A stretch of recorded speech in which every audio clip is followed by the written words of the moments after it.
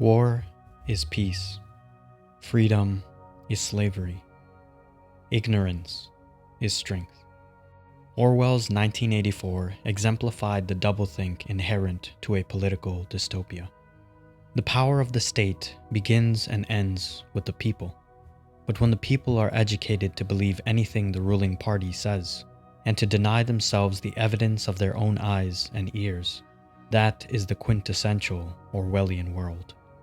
1984 begins with the sentence, "It was a bright cold day in April, and the clocks were striking 13.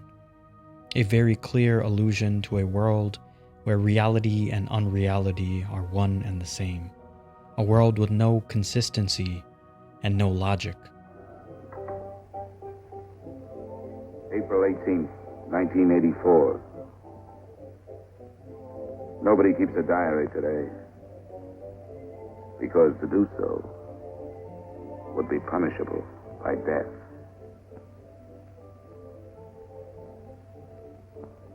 I don't care anymore. I found this old book by chance, and I'm going to set down what I dare not say aloud to anyone. This is the political dystopia that Taiwan found itself in but a few decades ago, and the setting of our game, Detention, 1960s Taiwan, during the political oppression of the ruling Kuomintang Party, a time period known as the White Terror. Now, Detention is so intrinsically rooted in the historical context of White Terror Taiwan as to be completely inseparable from it. The time period not only informs the story, but augments its horror. Throughout this video, as we begin to learn not only about this game, but the history on which it is based, I want you to try your best to think deeply on the subject matter, namely the political oppression and civil unrest. As unfortunate as it is, the dystopian Orwellian world we find in Detention is not quite so distant to our own reality. Detention started first as an idea in the mind of Yao Shunting, also known as Coffee Yao. He wanted to make a game which was more representative of Taiwan and of its culture. He wanted a game to share with the world, the place he grew up in, and especially so because he didn't see any other games which were inclusive of Taiwanese culture at the time. Coffee Yao carried this idea until in 2013 he decided to act on it, crafting a horror game based on Taiwan as well as Eastern religions, a mixture of Taoism and Buddhism. After a year into production, the sheer scale of the game had grown into something not suitable for one person to complete. And so Coffee decided to reach out to Light and Henry Wang, who were the developers of Taiwan's first greenlit indie game, Constant Sea. Soon after, they garnered the attention of a few other people interested in the project, including composer Wei Fan Cheng, artist Finger, game designer Doi, and programmers Chia Sheng and Vincent Yang. This coming together of talent culminated in the creation of Red Candle Games and the releasing of their debut game, Detention, in January of 2017. The original name of Detention translates more literally as back to school. Both names evoke a school theme, which makes perfect sense as the setting of the game is a school. But there is also a more subtle theme, which this name evokes, which we will come to understand later. Boiled down, the game is essentially a point-and-click adventure horror game with a slowly unraveling storyline. Before we talk more about the game, however, we must first understand some of the history surrounding Taiwan.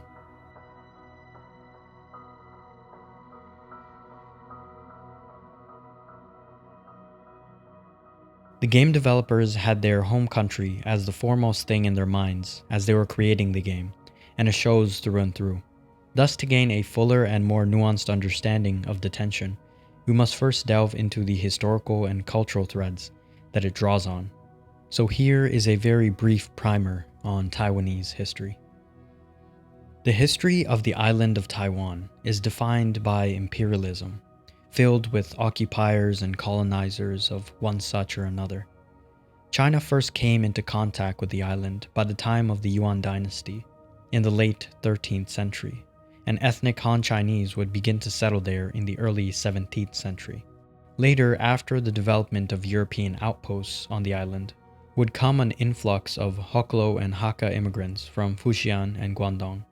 These immigrants would lead to the modern-day populations of Taiwan, who speak not just Mandarin from the Chinese mainland, but also the Hokkien and Hakka languages, which originate from these first immigrants. Hokkien and Hakka are usually considered dialects under the larger umbrella of Chinese, but it's not mutually intelligible, meaning a Mandarin speaker would not be able to understand someone speaking Hokkien or Hakka, and vice versa. Portuguese explorers were the first Westerners to discover the island in the 16th century, which they named Formosa. In the early to mid-1600s, the south of the island would be colonized by the Dutch, and similarly to the north, there would come to be a Spanish outpost. These first European settlers would be defeated and ousted by Noxinga in 1662, and soon after his descendants in 1683 would be defeated by the Qing dynasty, who annexed all their land. The next 2 centuries of Qing rule would mark the first significant reign in Taiwanese history, and would lead to an increase in the population to over 2 million, with most of the population being of Han Chinese origin. This was mostly due to illegal migrations from mainland China and infringement on Taiwanese indigenous territory. In 1895, the Qing finally relinquished control of Taiwan to Japan after losing the First Sino-Japanese War. During this period, as a Japanese colony, Taiwan grew industrially through its rice and sugar exportation. Japan ruled Taiwan for 50 years. Though Japan invested in infrastructure and education, the Taiwanese had little say politically. The initial period was harsh, with brutal suppression of resistance, such as the 1915 Tepani incident, an armed rebellion where many Taiwanese revolted and stormed Japanese police stations. Of course, the aftermath only led to more brutal quelling of resistance. Taiwanese citizens also faced discrimination under Japanese rule. They were denied equal rights, received lower salaries, and were largely excluded from high-ranking government jobs. During World War II, many Taiwanese were also conscripted into the Japanese military. In 1945, following the surrender of Japan at the end of World War II, the Allies handed administrative control of Taiwan over to China, thus ending 50 years of Japanese colonial rule. Japan would finally lose control of Taiwan, but nevertheless, Taiwan would enter a new oppression. Within China, the 2 parties who had stopped fighting to resist a common enemy, this being Japan, after the war renewed their conflict. These 2 parties were the CCP, the Chinese Communist Party, and the KMT, or the Kuomintang, the Chinese Nationalist Party. This civil conflict also drew the attention of the USSR and the United States. The USSR backed the CCP, and the US, fearing the rise of communism, sent aid to the Kuomintang. In the end, the CCP would come out on top in China, forming the People's Republic of China on the Chinese mainland. Chiang Kai-shek and other KMT loyalists, losing to the communists, would retreat to Taiwan. In Taiwan, resentment grew among local residents toward the Kuomintang authorities, who were seen as high-handed and often corrupt. This friction was fueled by the arbitrary confiscation of private property, mismanagement of the economy, and the systemic exclusion of the population from political life. The situation reached a breaking point on February the 27th of 1947 in Taipei, when agents from the State Monopoly Bureau assaulted a Taiwanese widow suspected of selling contraband cigarettes. In the ensuing chaos, an officer fired into a crowd of angry bystanders, fatally wounding a man who passed away the following day. After soldiers opened fire on demonstrators the next day, protesters seized a radio station to broadcast news of the revolt across the entire island. Governor Chen Yi, appointed by the KMT, requested military reinforcements as the uprising spread. The National Revolutionary Army subsequently suppressed the rebellion with extreme violence. The number of deaths from the incident and massacre was estimated to be between 18 and 28,000. This event served as a precursor to the 38-year period of martial law, beginning 2 years later, an era of intense political suppression known as the White Terror. And it would be this era of Taiwanese history in which detention takes place.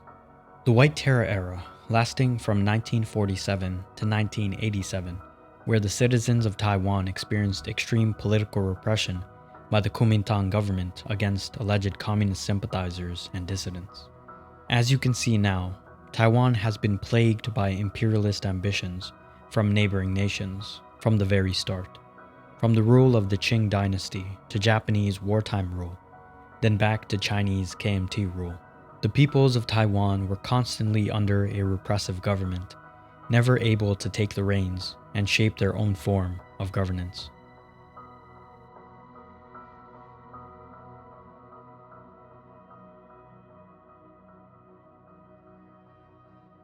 Now, in telling the story, my expectation is that you haven't played Detention before. So I'll refrain from spoilers and just walk you through the game, explaining things briefly as we go along. Afterwards, I'll start my analysis. Of course, if you wish, you can also play it yourself. That would be ideal, I think. So if at any point you find yourself wanting to experience the game on your own, then please go ahead. It really is a great experience. Also, a quick note before we begin. While describing what happens in the game, I will occasionally shift from our point of view as the player to that of the characters in the story. I thought it was the best way to tell the story, so hopefully it comes out well and isn't too jarring. Now, the game begins with one of our characters named Wei falling asleep in class as Instructor Bai comes into the classroom to talk to our teacher, Miss Yin. He asks her about a list.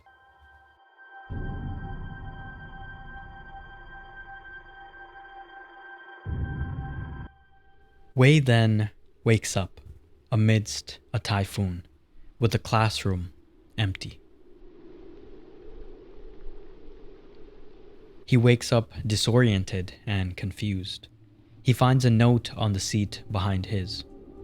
It reads, quote, "Where did Miss Yin go?"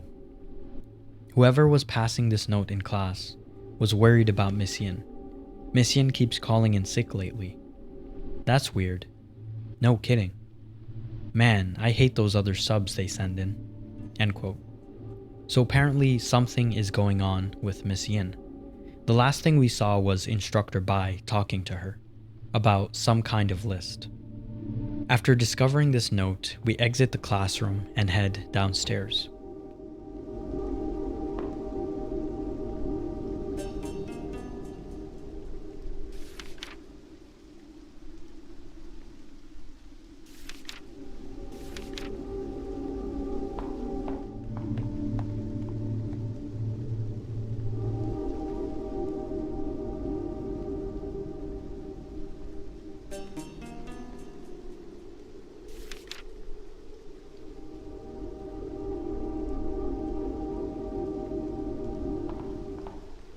As we try to find our way to the exit, we discover that the roll-up door has been closed, leaving us trapped inside the school. With some exploring though, we managed to find a hand crank and crank open the door.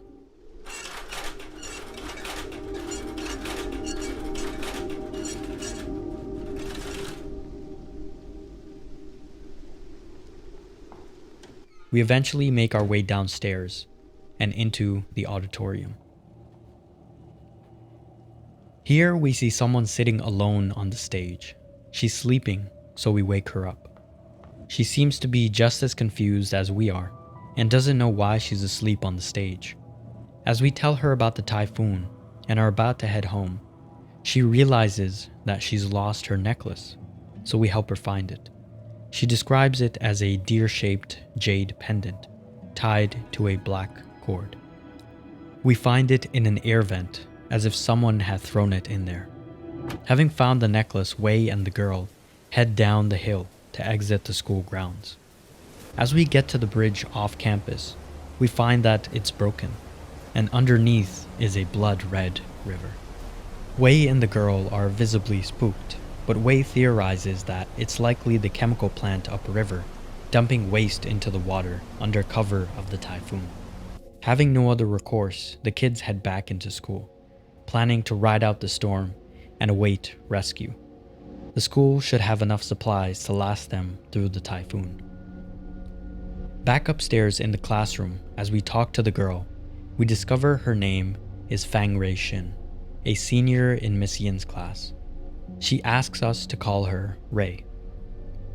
Wei and Ray talk for a bit until Wei has the idea of getting supplies, a heater from the storage room and some blankets from the health center. He also recalls that there is a phone in the principal's office, which he can use to call for help. As Wei leaves the room, the surroundings turn gray and eventually fade to black.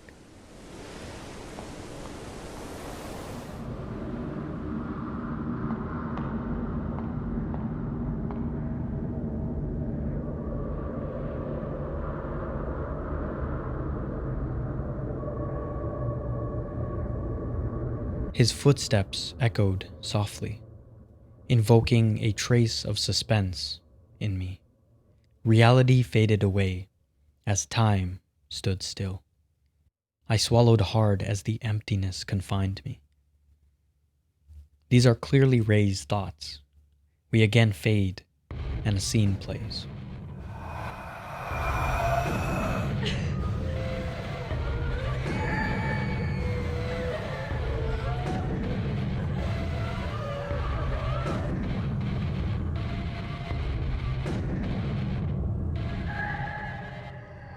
A new scene opens with Ray asleep in a chair in the auditorium, similar to how we found her before. But this time she's not on the stage. Instead, on the stage is Wei, bound and hanging upside down. He looks beaten. He's not breathing. He looks dead. We find his journal on the stage with a couple new entries. A fortune-telling poem. Turn the wheel with the laws of the universe to reveal the path ahead.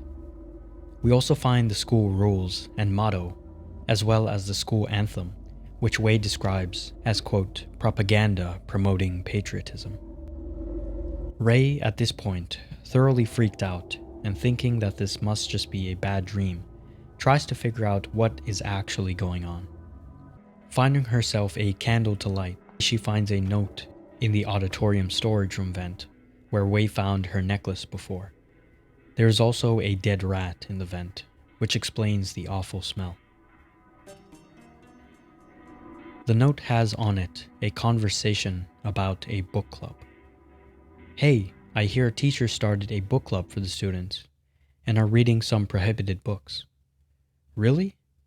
I thought that the book club was just a place for studying. Take note here of the mention of prohibited books. Remember that the story takes place in Taiwan in 1962, smack dab in the middle of Kuomintang rule. At the time, there were many sanctions imposed by the KMT, and one of these was the banning of certain books to suppress dissent. This included works on communism, Taiwanese independence, and criticism of Chiang Kai-shek, among other things. Now, censorship is a critical step in the authoritarian playbook. There is a quote in Ray Bradbury's book, Fahrenheit 451, which is about censorship and book burning. It reads, quote, "Colored people don't like Little Black Sambo. Burn it. White people don't feel good about Uncle Tom's Cabin. Burn it. Someone's written a book on tobacco and cancer of the lungs? The cigarette people are weeping? Burn the book." End quote. When we entertain the practice of censorship, regardless of how justified we may believe it to be, we undoubtedly enter the slippery slope. Then we must answer the question, what should we ban and what shouldn't we? Where do we draw the line? In the end, it's better not to tread the slippery slope. Now, of course, the reason for the adoption of censorship by the KMT is obvious. Here's another quote from Fahrenheit 451. Quote, "If you don't want a house built, hide the nails and wood. If you don't want a man unhappy politically, don't give him two sides to a question to worry him. give him one. Better yet, give him none." End quote. Ray finds that the rightmost exit to the auditorium is locked, so she takes the left exit and outside finds a tombstone with the engravings rubbed off. She also finds a shrine, and on it, the auditorium key. Beneath the key, there is a note. This note is different from the ones we've been seeing so far, serving not as story lore, but as game tutorial. It reads, "Don't be scared when you see the lingered. Just hold your breath and quietly walk away." Right after reading this note, we start to hear unsettling sounds. The sound of a lingered feasting. We, following instructions, hold our breath and quietly walk past. We must be careful, however, because we can only hold our breath for so long.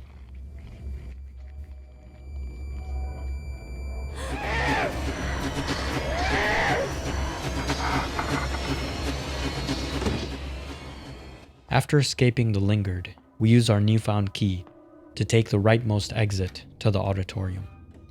Now, if you've been paying attention, you might notice that we appear back inside the main building, not outside the auditorium. The clues are starting to mount on the unreality of the situation. This may actually be just a dream. But so far, we don't know. We hear a phone ringing. It's coming from the principal's room. Picking up the phone, she only hears one sentence spoken.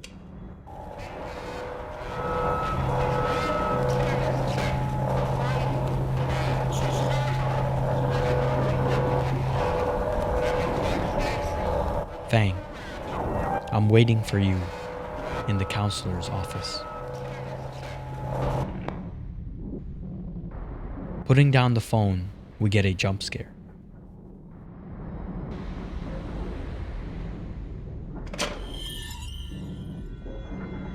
To our right, we find a praying altar where we can save. Everything is ominously shifted to red. On the rightmost wall, there is a file cabinet with a folder titled Watch List, though it's empty.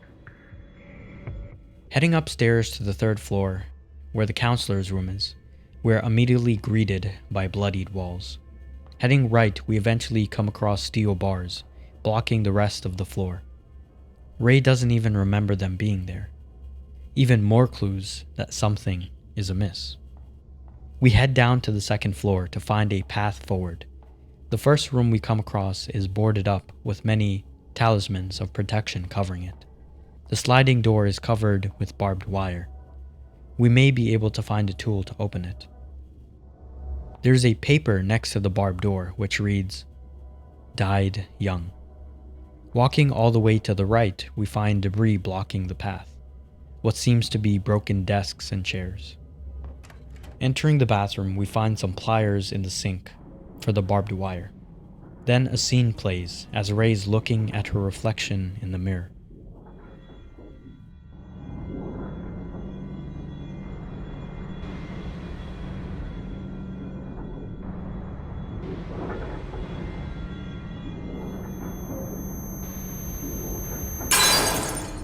These words here are really important. Forgotten or just too afraid to remember? Has Ray forgotten something? Again, we don't know. But the story is slowly unfolding. On our way back to the barbed wire sliding door, we pass a lingered.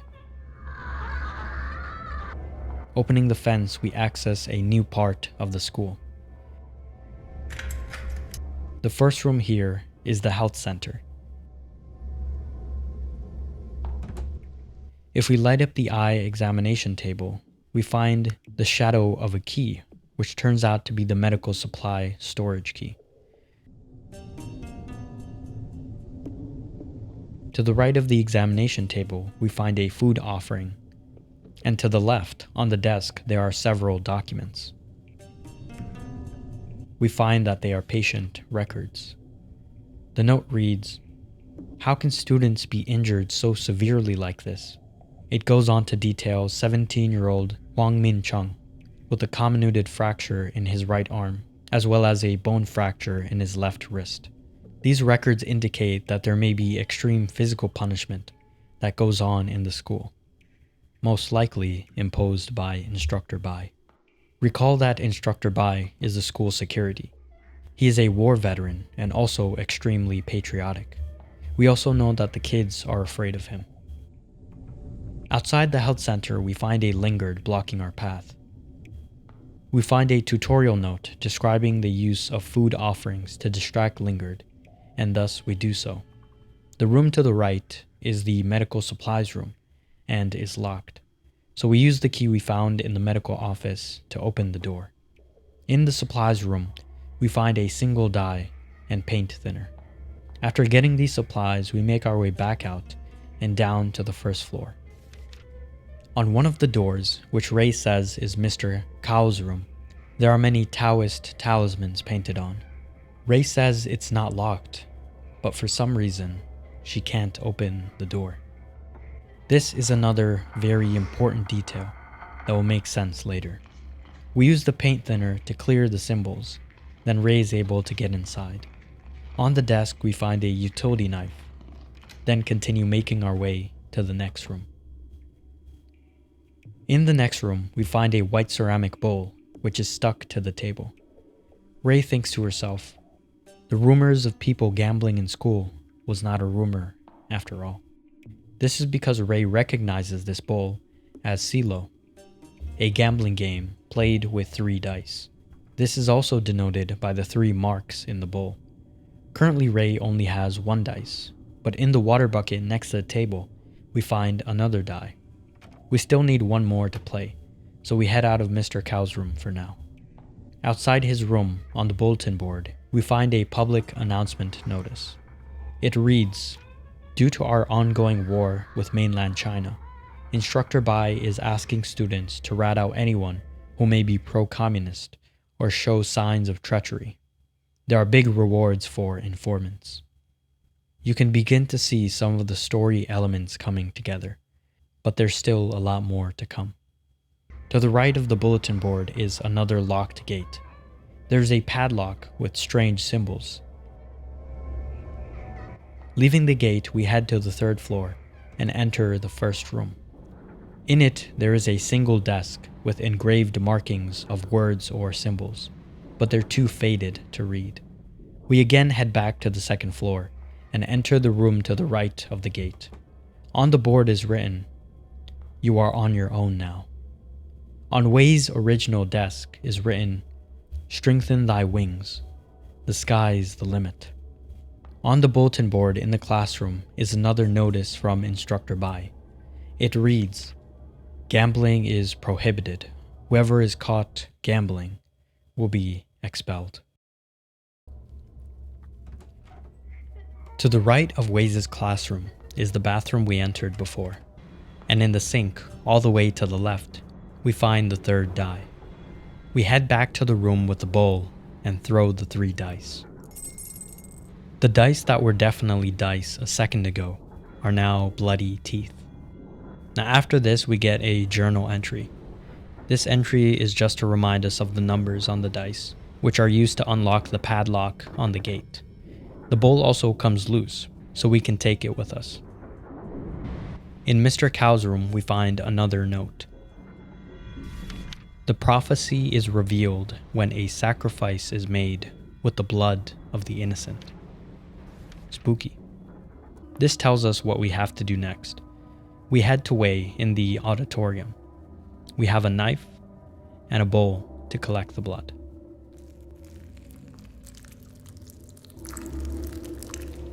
As we collect the bowl of blood, Wei opens his eyes for a brief moment.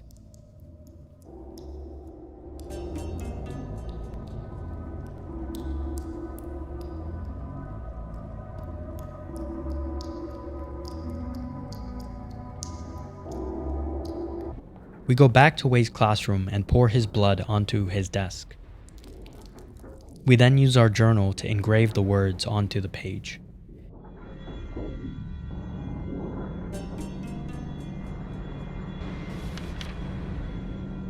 Now that we have the dice numbers, as well as this engraving, we can open the padlock. We finally make our way to the counselor's office, but find it locked.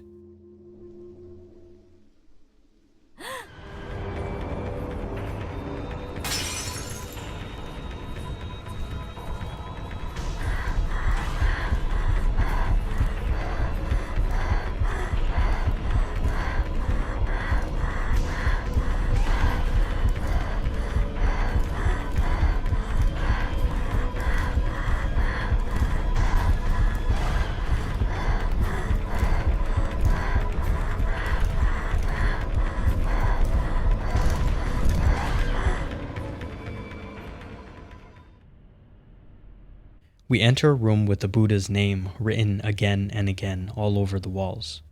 On the table, there is a note, a counseling record. Age 17. Mother is a housewife. Negative, troubled attitude. Constant tardiness. Gradually improving. Require follow-up. Encouraged leisure activities, such as reading. Perhaps a reading club even. We don't get the name of the student, but it will become very apparent soon who it is. After we close the journal, the scene completely changes. Ray starts talking to herself in a mirror. We can hear Ray's parents arguing in the background. We find a photograph in the trash. A quote is written on it. Remember, hope is a good thing, and no good thing ever dies. With the sound of fighting in the background, Ray goes to sleep. If a paper plane would whisk my dreams away from here, where I could wake up and find myself in a foreign land, to start a new life as a stranger to all, oh how wonderful that'd be. Ray wakes up in some other part of the school. In a puppet theater, we find a note. This one tells us about the lantern specters. If you chance upon a lantern spirit, avert your gaze and stand unmoving. When it comes near, still your breath. Do not panic, and it will keep on moving. We soon enter a room filled with puppets, some in glass containers and many others hanging from the ceiling. We discover a furnace. We then head to the film media room. Ray remarks that their military education class often played political propaganda. In the theater room, we find a tombstone with an incense burning. We decide to leave the incense alone and not take it with us. Images of ominous faces play as we read the slogans. Patriotism demands of us sustained sacrifice, and leave your death in the hands of others. Downstairs we find another note. Hey Bai Wu Chang, black and white impermanence. According to legend, they are the two ancient officials. During a routine inspection, misfortune befell them, and they perished trying to protect one another. The Lord of the Dead, seeing their loyalty, appointed them to the duty of messengers of death. It was then that people who died would see them arrive to claim their souls. Ray eventually comes across an ominous doorway, which we cannot yet open. Heading downstairs, we find kneeling figures behind iron bars, and eventually come across the temple's divine incense burner. The thoughts of Ray here emphasize some of the problems Ray has with her family and religion. Before we pray, Mom always lights 3 incense sticks. She tells the gods her name and birthplace, then launches into spiritual drivel. She often lays her many problems and wishes upon them. Why does she not tell a real person? Instead, they fall upon an invisible god. We continue on the right, seeing a cage that is open, with no one inside. Another cage contains a kneeling figure. We find spirit money next to a metal locked door at the end of the hallway. We head back upstairs to the theater room and take the incense sticks. When we do, the tomb now reads, "The Grave of Wei Chung Ting." The board now also reads Snitcher. Ray thinks this must be about an informer. Indeed, it is. Leaving the room, we are captured by a lantern spirit.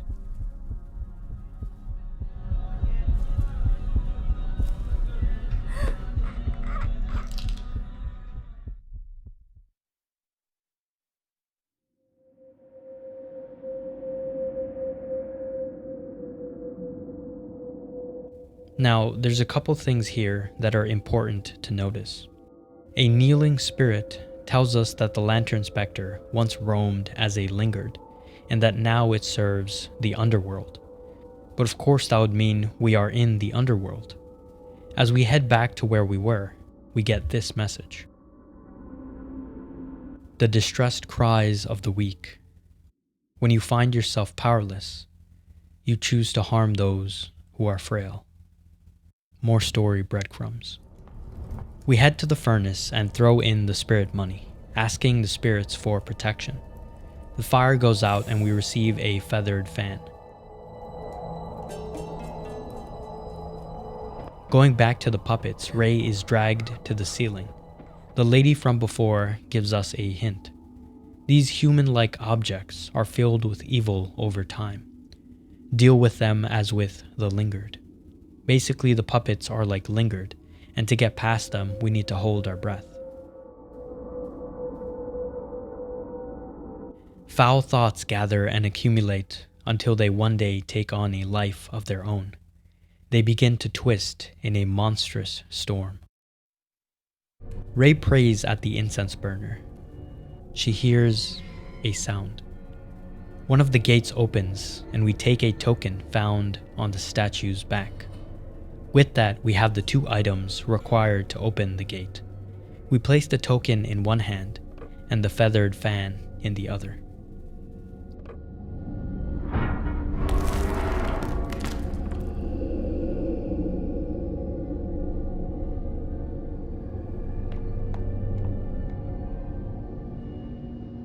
In one of the rooms, we find a key. After getting past a lantern spirit, we make our way to the music room.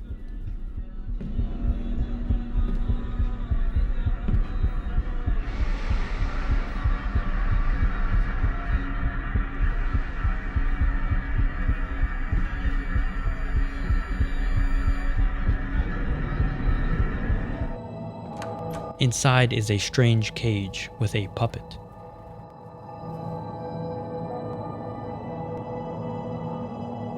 There's also a wrecked and bloodied piano.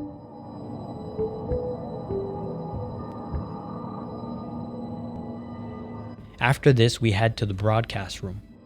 Inside, we find an 8-track player, which we need to find a tape to use. We then backtrack and head to the other building, where we can now use the key we found to open this gate to the rooftop.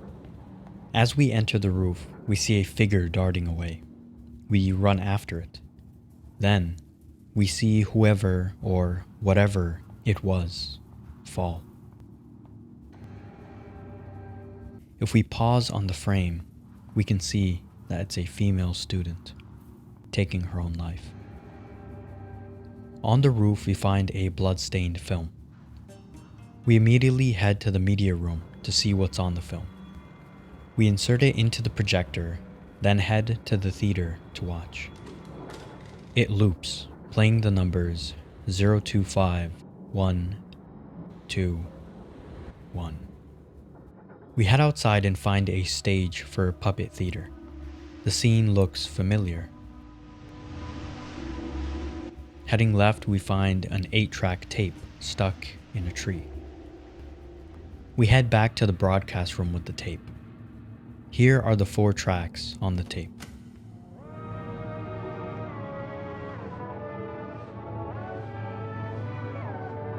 The second tape is from a health exercise album with many nationalist tracks.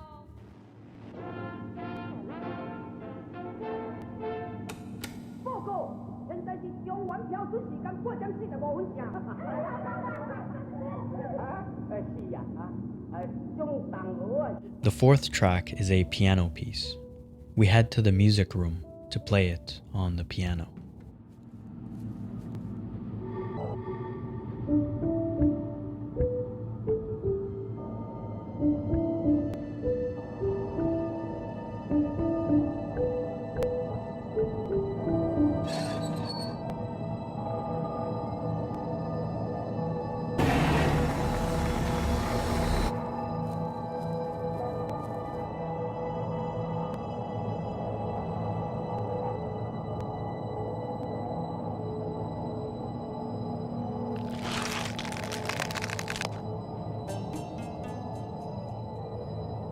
After that very strange turn of events, we take the puppet we just received and place it on one of the hands in the puppet theater.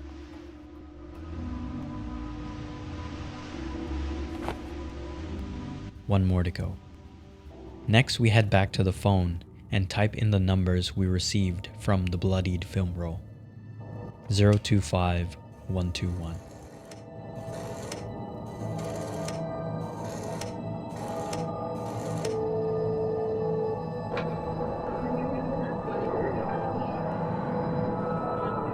That's the only thing we hear. A note of thanks.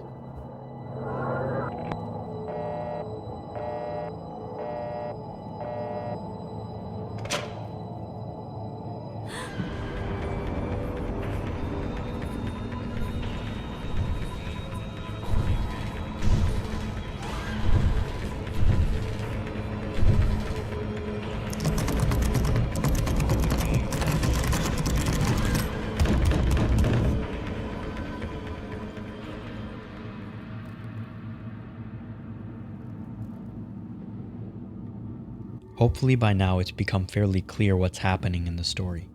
If you still haven't pieced everything together, then no worries. We'll discuss it at the end. I still don't want to spoil anything, so I won't lay it all out just yet. Outside the room we find a military police puppet. We head back to the puppet theater to place the puppet on the last hand.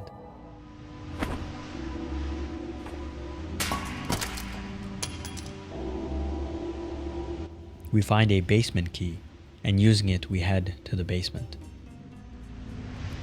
Heading down the hall, eventually a scene plays.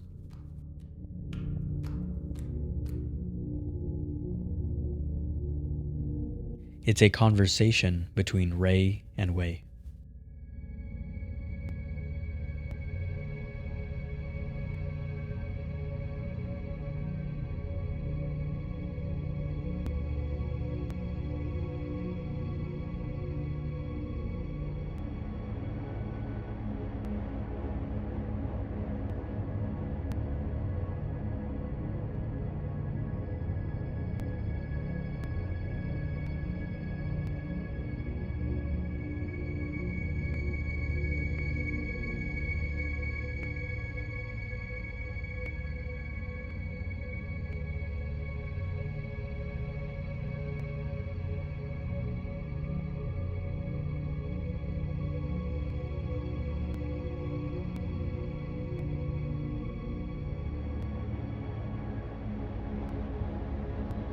Recall that this quote was written on Wei's desk.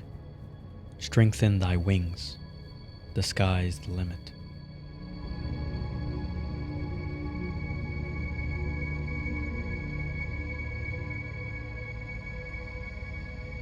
So, just a brief summary. We now know that both Wei and Ray were in the banned book club, as well as Miss Yin. Ray was given a copy of the book list and was told to be careful with it. Mr. Chang, the guidance counselor, was also mentioned. It's somewhat implied that Ray has a crush on Mr. Chang, and she's asking why he spends so much time with Miss Yin. In a paper bag left behind by Wei, we find, but its description reads, book club reading list. I mean, the metaphor is just perfection. Deeper into the basement, we find a room full of mirrors, and in the room we find Miss Yin. The mirrors here are also symbolic of something.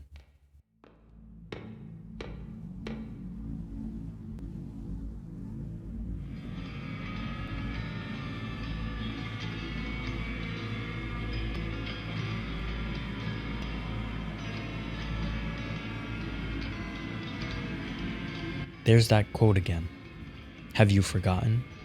Or do you just not want to remember? Just a harmless piece of paper, right? Instead, I had to die. He had to die, and many other students had to die.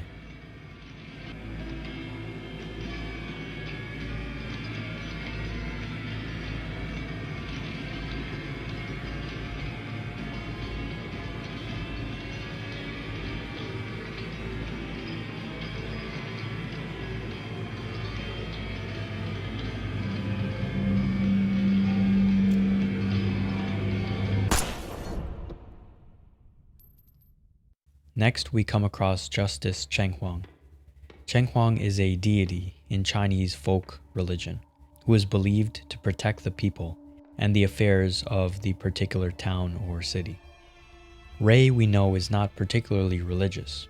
In fact, she looks down upon her mother's faith in invisible gods.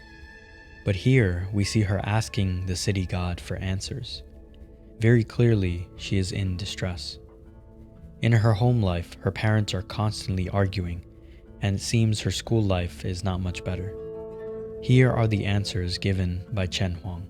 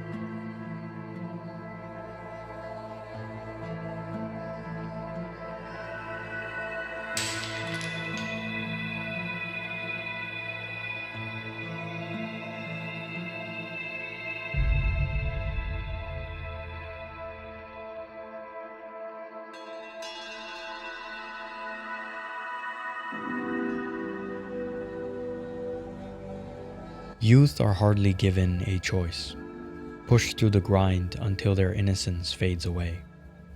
I've become a wooden horse on the carousel of life, a jumbled mess of lifeless emotions. Infused with frantic energy, I spin ever faster. We find a radio. As we fiddle with the channels, eventually we get a message. The atmosphere in the room changes. We've been transported to Ray's room. On the floor is a broken piggy bank.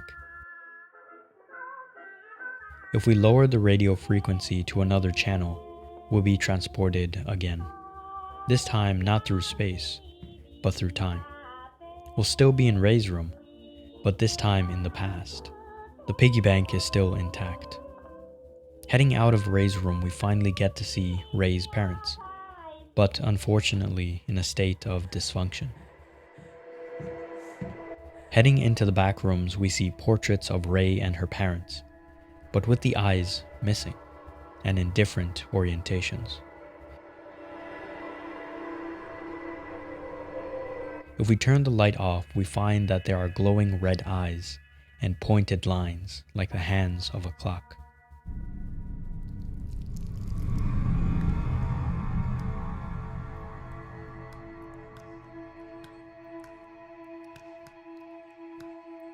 The glass cup beneath Ray's portrait fills up, and we take it with us.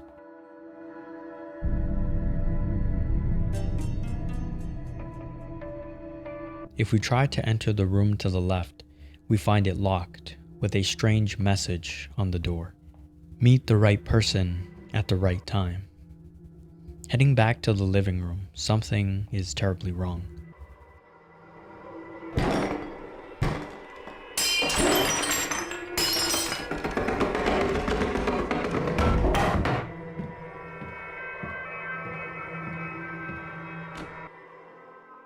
We head back to the future.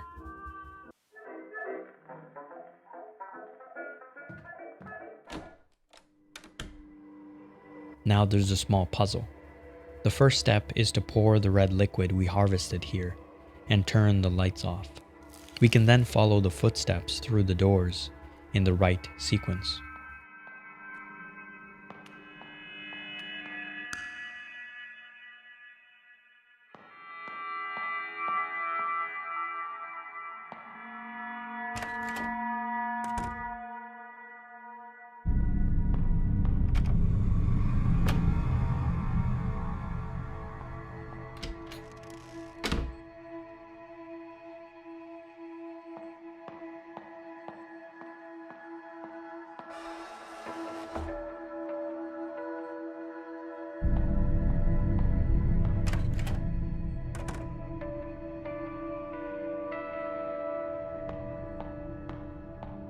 We find an ad for a private investigator. We can infer that Ray's mother might have hired a PI. For exactly what, we don't know. He might have been cheating, but that is just one possibility.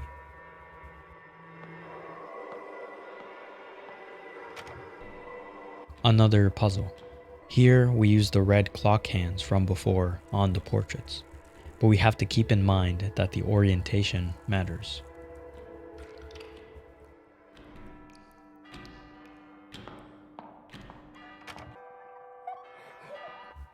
So he was cheating. We head back in time with the radio to the portrait room, and the locked door with the message is now open. We enter a flashback with the school counselor, Mr. Chang.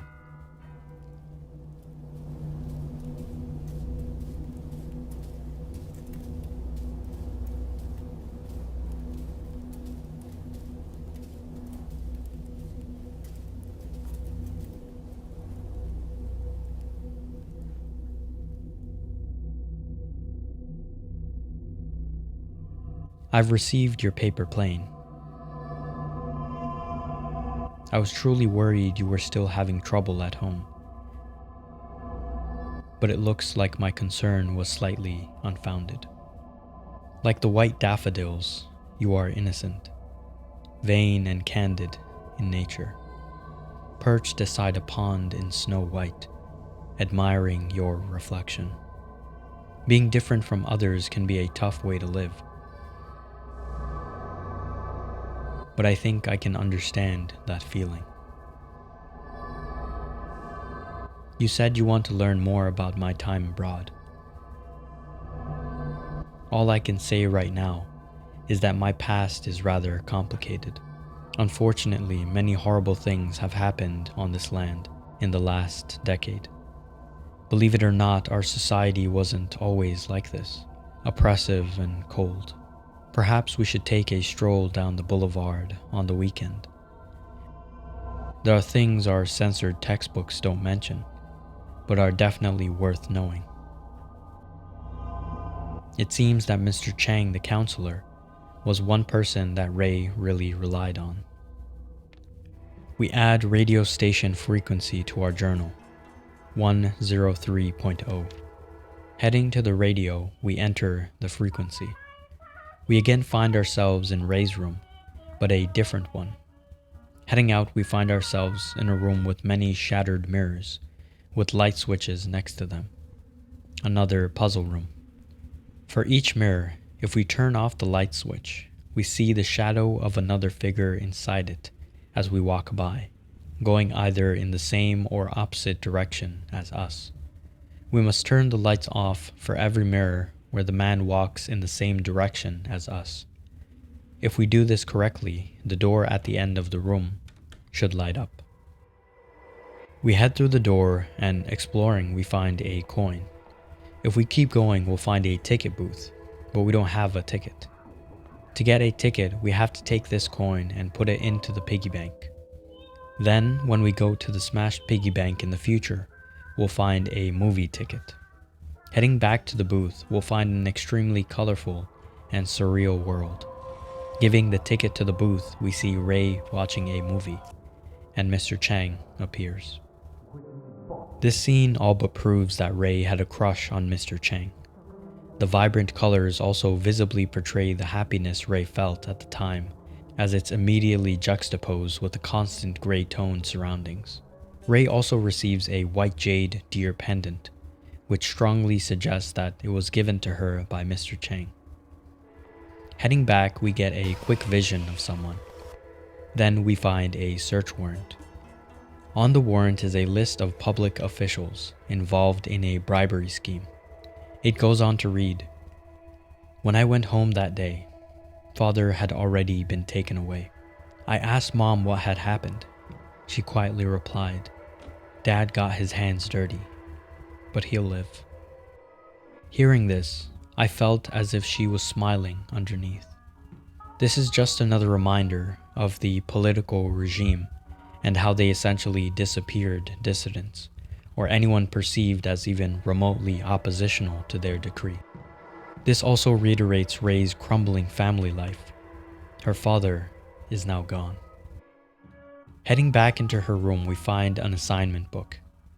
It reads, "A reasonable excuse to enter the counseling office."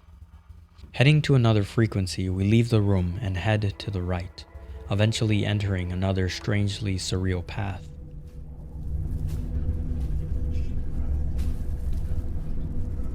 We come across a strange figure. If we give it the assignment book, the surreal world starts to dissipate, and we end up in Mr. Chang's counseling office.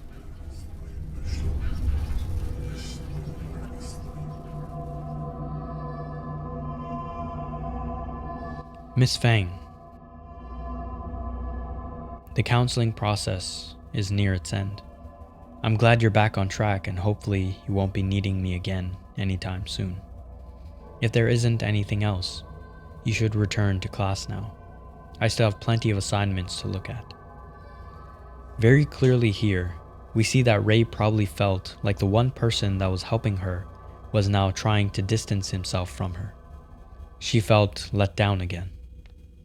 On the desk, we find the counseling records. It just reads, "It's over. No matter what's been written on here, there's only farewell." Heading back to the first room where we discovered the radio, the door to its left is now unlocked. Entering, we see it is again Ray's room, but this time it's bordered by stage drapes, as if we are in a play. We give the holographic Ray the paper airplane. The poem on it reads, "A glass cup of nauseating color, overflowing with the stench of human corruption. Plates and cups clash against the walls, as Father's voice roars through the halls. After a series of curses seething, all that's left is Mother's weeping. Our family was once sweet together, healthy and caring when we gathered. And now, every night is restless sleep, every morning hard to wake. So it goes day by day, the anguish digs ever deep. I was shattered into countless pieces, mirroring the crumbling of a familiar world, in a state of ceaseless decay, plunging into a river of despair, floating in the limbo for the rest of our days." Giving the jade pendant, the poem continues. Anticipating when we met, footsteps ever quick and slight, roaming through a neon forest, strolling past the dazzling lights, I've become a little lark, brushing past the pretty flowers, chasing all the playful butterflies. I glide merrily by your side. I've become an actor in our play, long before the curtain's risen, being held in ever comforting, longing for your love embracing, listening to your many whispers, feeling each other's tranquil breathing. The white deer walked into my grasp. What a pleasant surprise. What a turn of fate.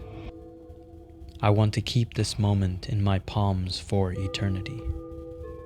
Lastly, we give her the counseling records. All of a sudden, we stopped meeting.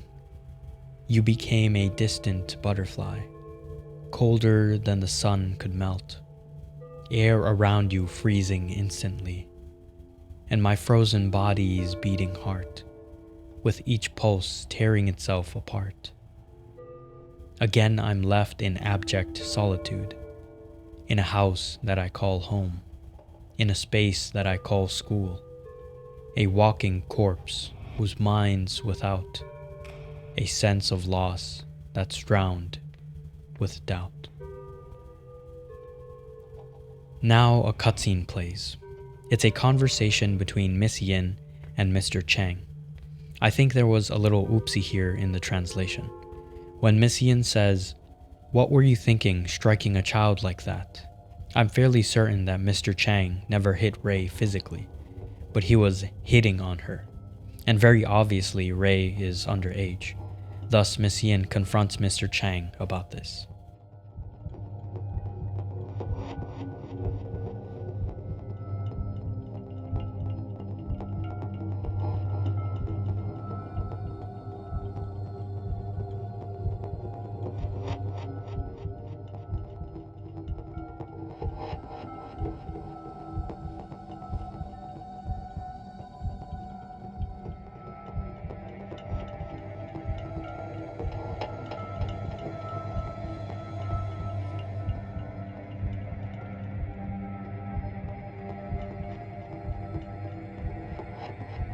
So this essentially just confirms all of our previous suspicions. Mr. Chang wasn't just being a friendly guidance counselor, which I think was already pretty apparent, with him holding her hand at the theater and giving her a jade pendant. But also now we can confirm that Miss Yin also had something going on with Mr. Chang. And of course, after this confrontation, Mr. Chang started to distance himself from Ray.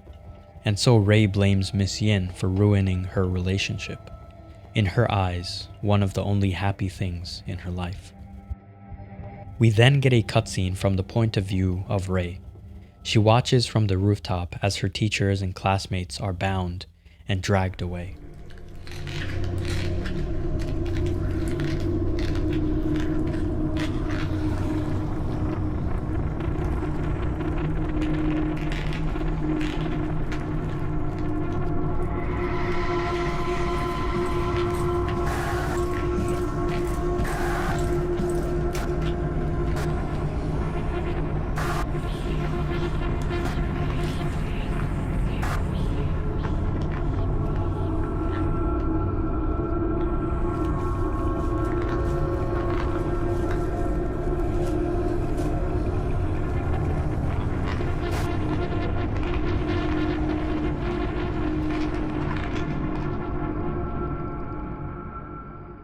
A painful recollection.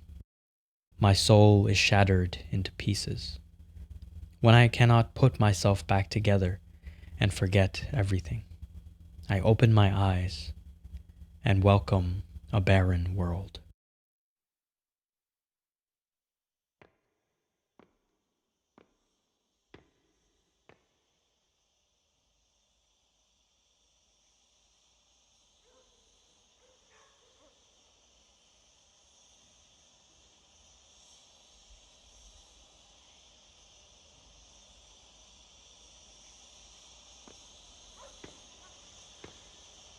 A man we don't know walks off as Ray wakes up on an auditorium stage. But this stage is broken down and graffitied, as if a long time had passed.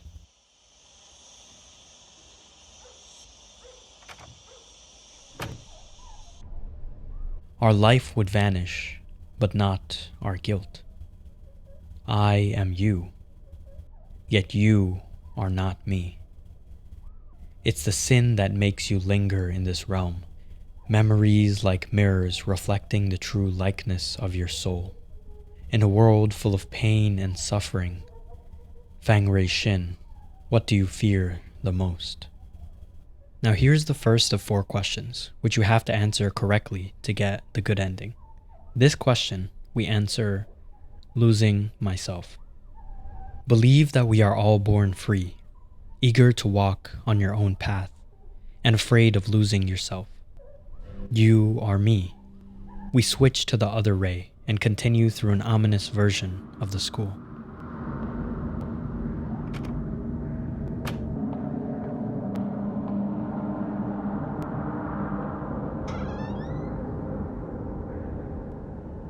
The bonfire of hope is almost depleted, diminishing in the wind.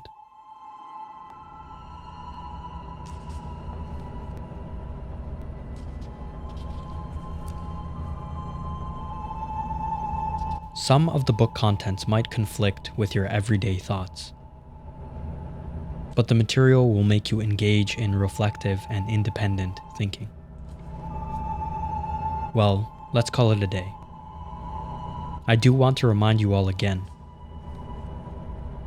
to never mention the book club to anyone else, for that might put yourself and others in great danger. And Wei, I'd like to ask you a favor. Yes, Miss Yin? Is it about the new books? I've already given the list to Mr. Chang. He said the shipping company won't help us anymore, but he'll figure something out. The government is enforcing restrictions on all imports. Soon the book club might come to an end. Miss Yin, why are things like this? I'm sorry, Wei, there's nothing I can do either. Oh, just one more thing before you go. Mr. Chang never brought us any of those books in the first place, right? I know I can always count on you.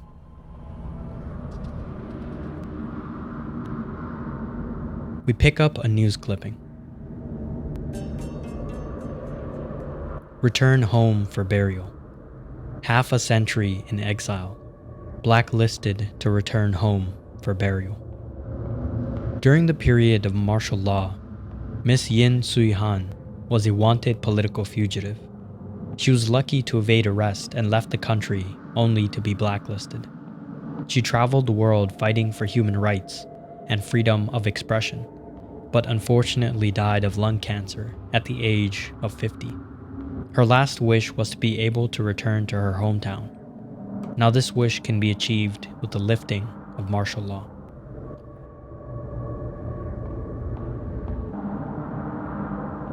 The way forward is the path to your past. However, the road ahead has crumbled. Lead me anywhere, and I will follow you like a shadow. And indeed, we do see her following in the background like a shadow. As we make our way down, we see glimpses of Rei at the beginning of the game like flashbacks.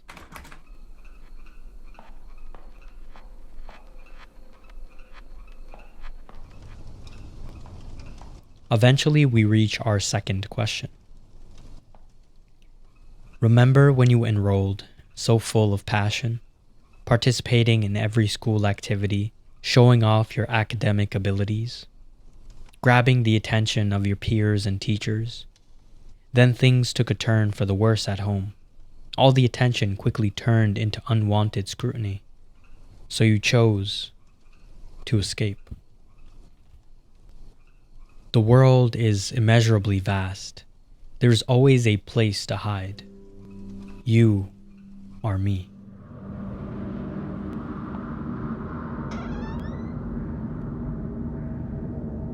This place is completely lifeless. Even ideas are buried here.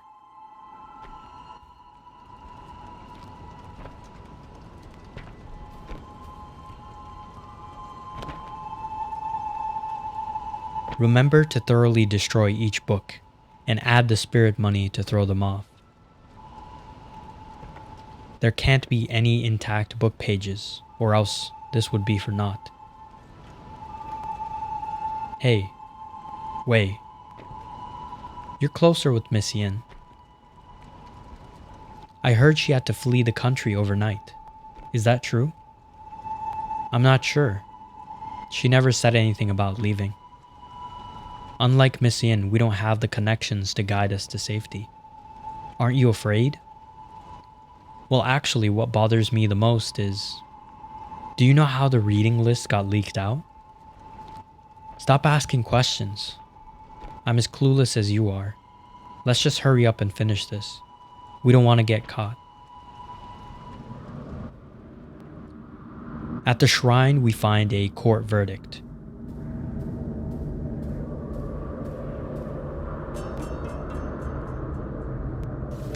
Chang Ming-hui, district-level educator, is found guilty with students Wei and others of collusion with communist forces. Chang Ming-hui is to be put to death after the court ruling. Wei Changting, who pleads guilty to affiliation with communist forces and reading of prohibited texts with rebellious and corrupt thoughts, will be sentenced to 15 years of jail time. Heading back, we follow a shadow into the bathroom. Take notice of the shifting of color as we shift between the two worlds and the two rays. One of the stalls is barred with a broomstick and a sign reading "Snitcher." Inside the stall, we find a strangely distorted room, and a piano melody plays in the distance.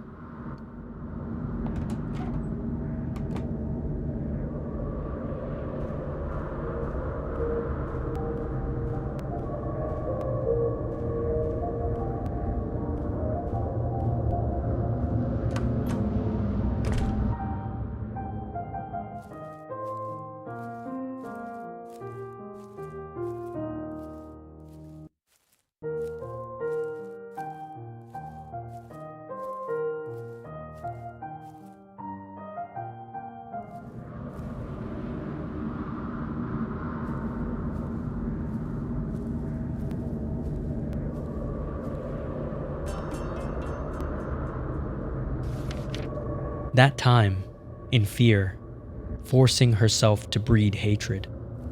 Who knew that she would take that leap and leave this world behind?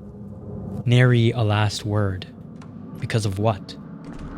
Fear? Remorse? The reason remains unknown. I was left with a blur of confused thoughts, spiraling through my mind. When I saw the sunlight again, things had actually changed drastically. My loved ones and teacher went to a higher place. She was buried in an unmarked grave, leaving me a decrepit man. This entry is from Wei, after he had served his 15-year sentence.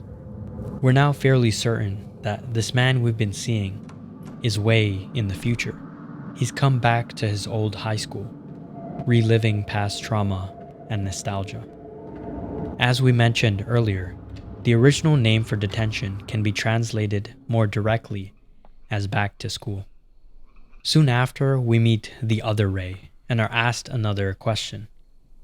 Acting immediately on one's determination. This is the philosophy he believed in, that one should take fate into their own hands. With you following him, what ideas do you hold? To reach the good ending, we must answer, take hold of your destiny. That is a charming thought. So life has gained a goal. Next to him, you found yourself. You are me.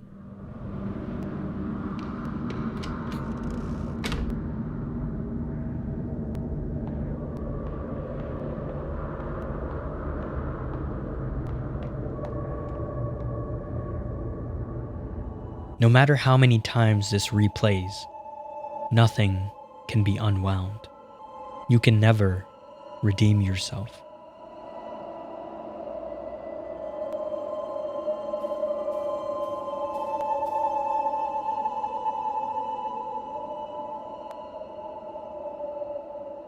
Instructor Bai. This is the book list I mentioned before. I found it on our teacher's desk. Miss Fang, the country appreciates your assistance.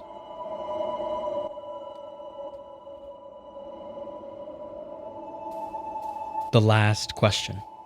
Did you think finding something to rely on would stave off your fear? One day, however, he was gone. Just like that. You've lost everything you can depend on. What choice do you make now? Try to take them back. The instructor's sharp gaze was stifling. You steeled yourself and performed without hesitation. In that one moment, transforming into a pitiless patriot. Easier than you think, right? You are me. We see Wei smoking on the rooftop. Then, as we head downstairs, we find a yellowed paper plane. From the white deer to my white daffodil, fate holds us apart. So let us meet again in another life, to our freedom. This note was likely written by Mr. Chang, almost certainly, before he was executed. He was the one to give her the deer pendant. And when Ray gave him her paper airplane with the poem, he replied, like the white daffodil, you are innocent, vain, and candid.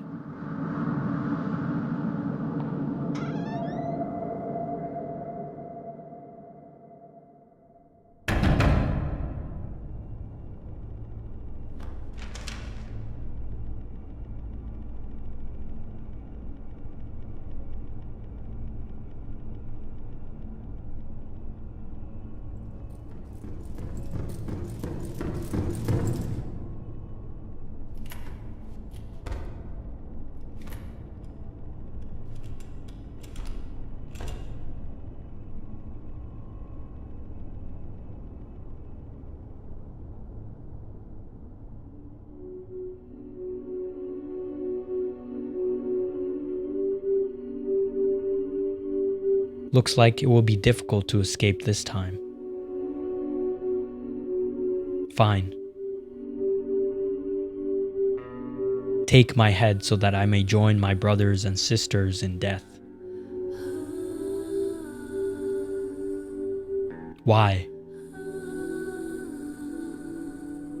Aren't people born to live freely? To think openly? To speak their minds without restriction or fear? Freedom of belief, love, and self-realization? Being with you was a happiness of the simplest and purest kind. I couldn't help but think, when we could be hand in hand, living an untroubled life. But in the end, this is only a fool's dream.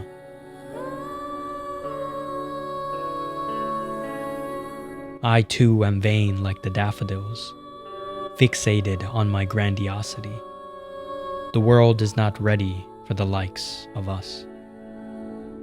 The final portion of the game is of Wei coming back to his school. The old woman says, barred from the heavens and the underworld, alive and wandering forever, she goes. Pitiful. 白水先染上一河鲜血，只能如铁锈般凋零。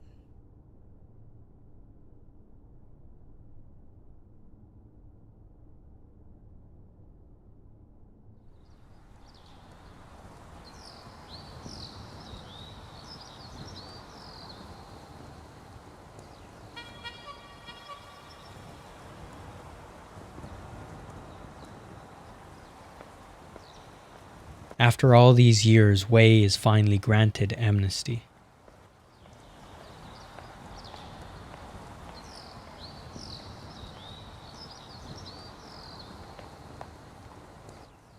Though I would rot in jail, I didn't expect to live past martial law. People say I'm a victim of politics. My crime was written off. But my youth is long past, something lost that can never be regained. In his journal, he also has with him a letter from his father.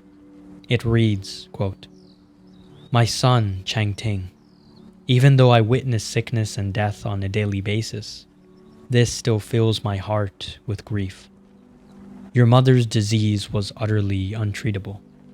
I can only hope she died without worry and without pain. A person's body can be physically locked up, yes, but your mind is always free to go wherever it pleases. Father hopes you can still gain some peace of mind in this situation. Stay warm and stay safe. Your father, Jiaxin." Eventually, mother still passed away. Father didn't take it well and had to take a break from clinic work. His written words were spirited and calming. They supported me during my darkest days.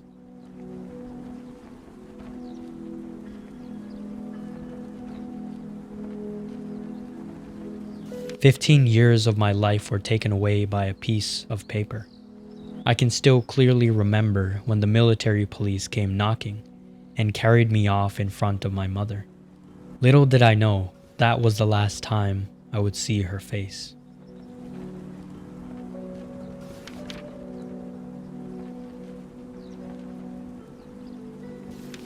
After being released from jail, I haven't had any contact with Miss Yin. I couldn't believe that she had passed away abroad due to lung cancer.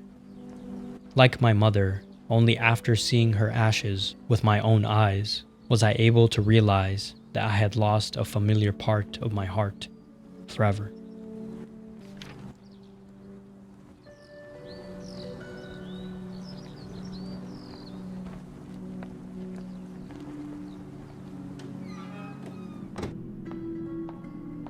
Time. It rots everything away. Even I cannot hide from it.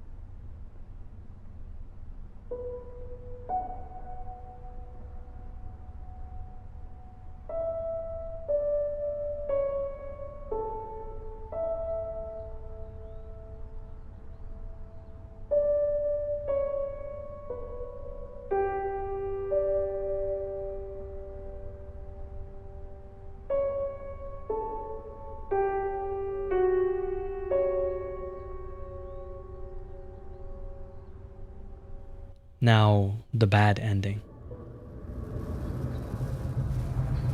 Memories are like a mirror, reflecting the true likeness of your soul.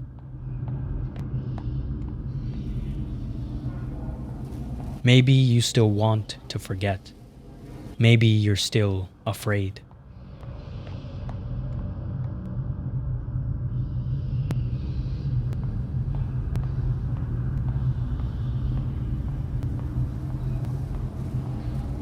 Facing your own aspirations, but not confessing to the truth.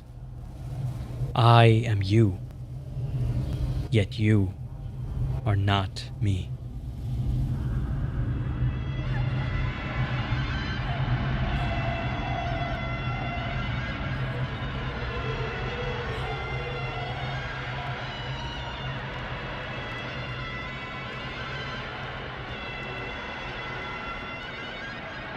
Constantly cycling over and over, with only the river Sansu at the end of your journey.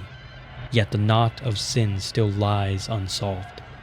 The bridge leading to Paramita lies in collapse. So the requiem with a warm crescendo, welcomes you once again.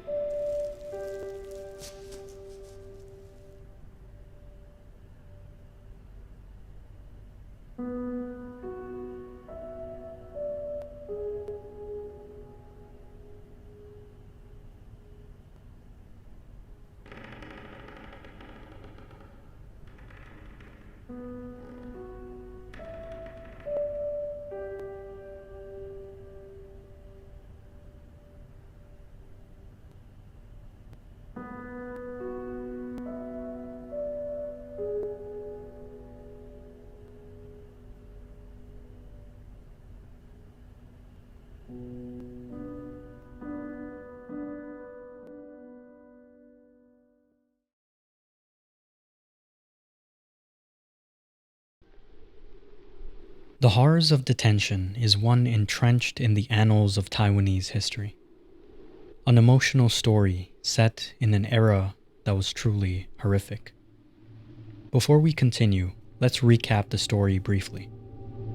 There are only a few characters who are significantly present within the story, and they are Wei, Ray, Miss Yin, and Mr. Chang. There is also Instructor Bai, but his involvement in the story is limited, as he's only really used as a proxy for the oppressive rule of the KMT. We begin the story with Wei, thinking he is the main character, but we quickly shift to Ray.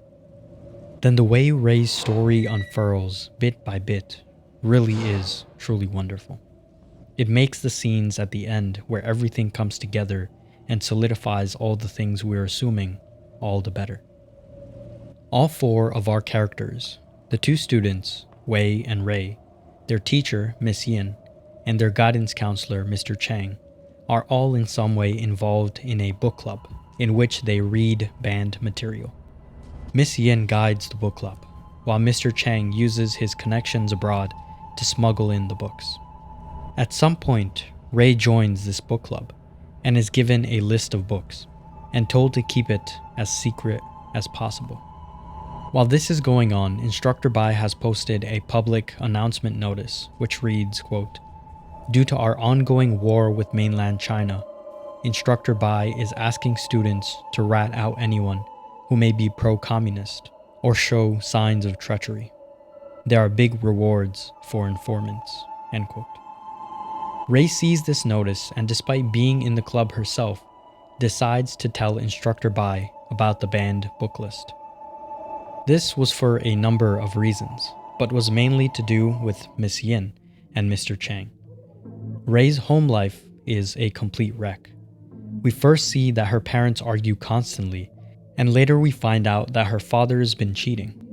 At some point, her father is taken by officials and is under suspicion of treason, and her mother seems happy about it. All this makes her home life completely unstable and pushes her towards depression.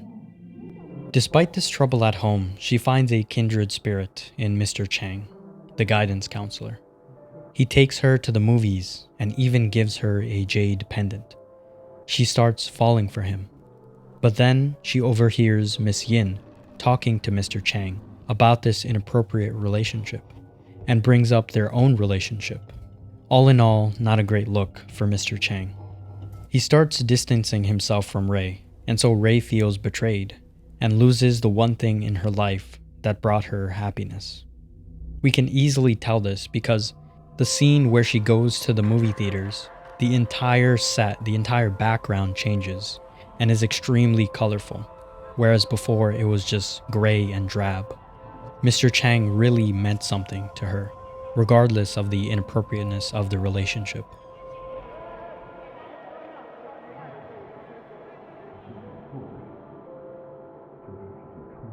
Now this loss, along with her spiraling depression and home life, brings her to make a terrible decision.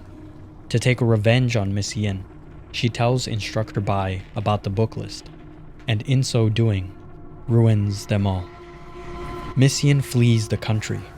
Mr. Chang is sentenced to death. Wei, and we assume all the other students, are sentenced to 15 years in prison. And finally Ray, witness to the horrific consequences of her petty revenge and branded a snitch in school, takes her own life. Now this story is told in retrospect, as throughout the game we're essentially playing Ray as a ghost. There are story breadcrumbs all throughout the game that point to this turn of events. It flows like a good murder mystery, and if you pay close attention, it's incredibly rewarding to follow all the little details. For example, the first bathroom scene that plays near the start of the game.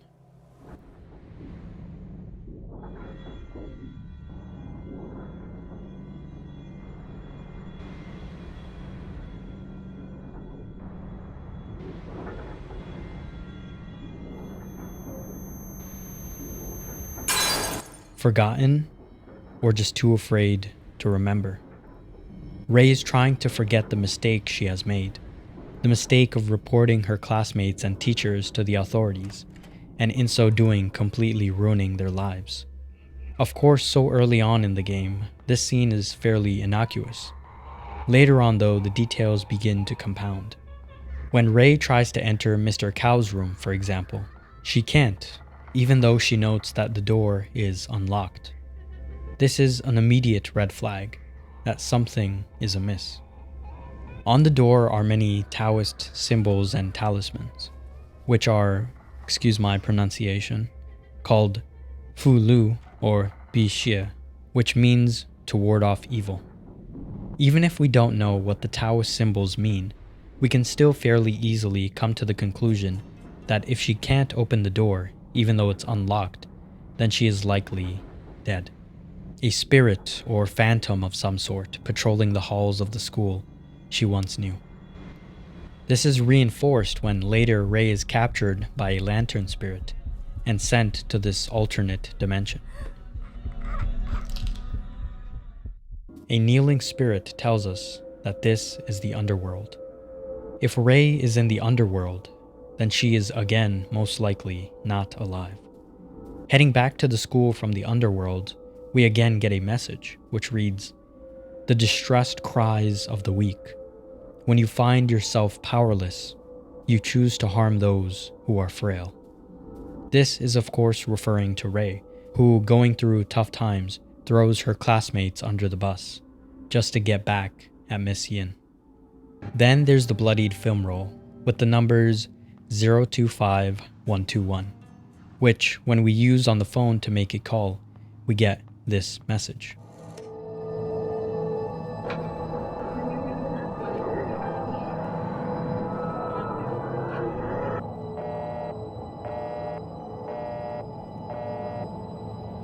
A note of thanks from the government.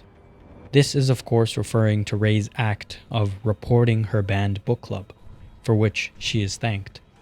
All of this and more are littered throughout the game, which on a replay become so very obvious, but which at the time seem innocuous.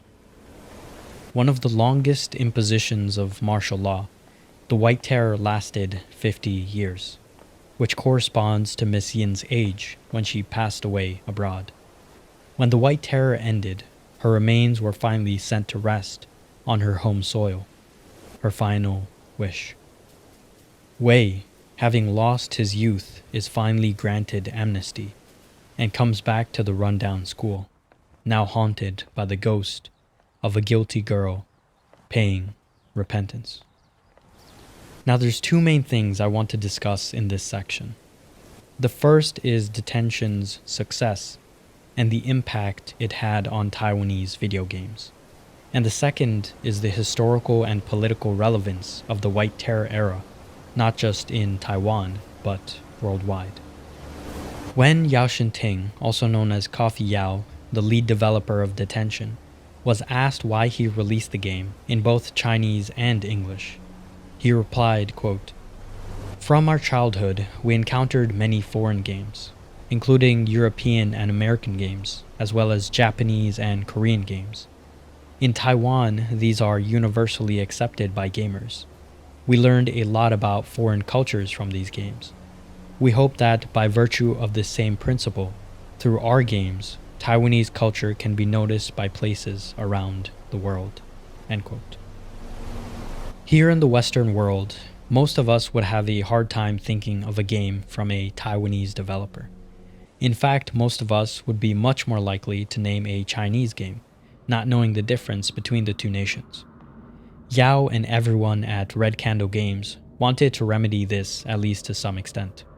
In an article by Chia Rong Wu, he writes, quote, "Video games require direct player engagement and participation, including them in the act of uncovering or even challenging political taboos in historical memory, strengthened through the overlapping perspectives as player and character become one." End quote. This idea of preserving historical memory via media is a principal idea in the creation of Detention.